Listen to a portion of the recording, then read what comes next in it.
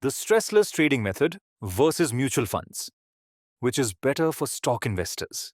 Some say mutual funds will always dominate because professional management and diversification feel safer. Others argue the stressless trading method, STM, is the future, rule-based, transparent, and designed for automated loss recovery with consistent income rather than blind hope. And now, we are stepping into one of the most anticipated clashes of this debate competition hosted by Dozen Diamonds, the pioneer of the stressless trading method. The grand finale is coming up on the 27th of January 2026 at 7 p.m., a high-stakes showdown between the instructor team versus product development team, with both teams battling to win the debate competition. Meanwhile, Dozen Diamonds marks a major milestone. Its RA license is officially approved. So join us, engage, and bring your toughest questions at the debate, the stressless trading method versus mutual funds. Which is better?